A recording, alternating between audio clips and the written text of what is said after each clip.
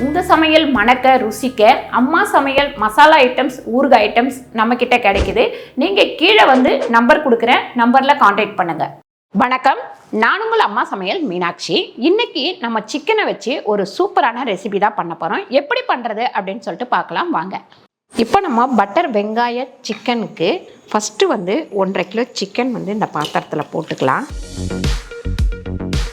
இது வந்து பார்த்திங்கன்னா ஜீரகப்பொடி ஒரு ஸ்பூன், அப்புறம் மஞ்சத்தூள் ஒரு 1/4 டீஸ்பூன், உப்பு வந்து ஒரு 1.5 ஸ்பூன், மிளகுத்தூள் 2 ஸ்பூன், சோம்புத்தூள் ஒரு 1.5 ஸ்பூன், 100 கிராம் பூண்டை தட்டி எடுத்துக்கலாம்.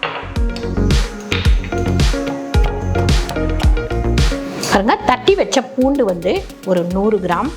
அதுக்கப்புறம் தக்காளி வந்து ஒரு 1/4 கிலோ. இதை வந்து இந்த மாதிரி புழிஞ்சு விட்டுருங்க. 1/2 கிலோ அளவுக்கு தக்காளி போட்டிருக்கோம். வெங்காயமும் ஒரு 1/2 கிலோ வெங்காயம் இப்படி நீட்டு வாக்கில் நறுக்கி வச்சுருக்கேன், அதையும் சேர்த்துக்கலாம். கொத்தமல்லி வந்து கொஞ்சம் சேர்த்துக்கலாம்.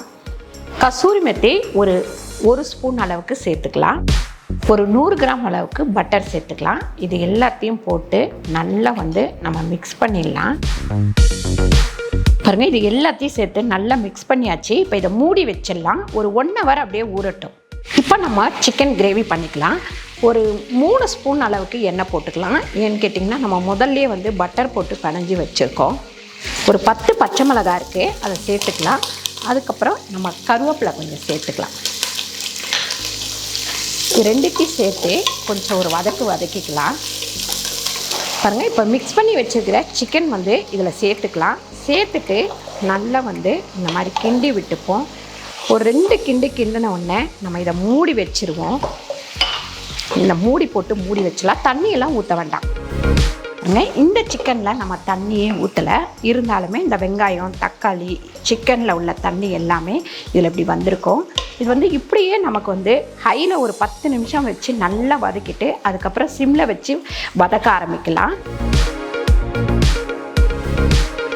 ஒரு 10 நிமிஷம் நல்லா ஹையில் வச்சுட்டு அதுக்கப்புறம் நல்லா சிம்மில் வச்சுட்டு இந்த மாதிரி நடுப்புற வந்து கிண்டி விட்டுக்கிட்டே இருக்கணும். நம்ம butter onion chicken gravy ready ஆயிடுச்சு. இப்போ இதை ஆஃப் பண்ணிவிட்டு நம்ம எடுத்துடலாம்.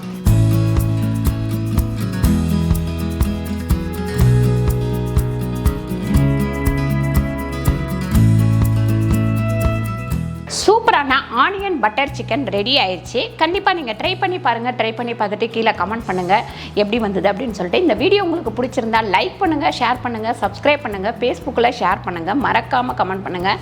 நன்றி, வணக்கம்.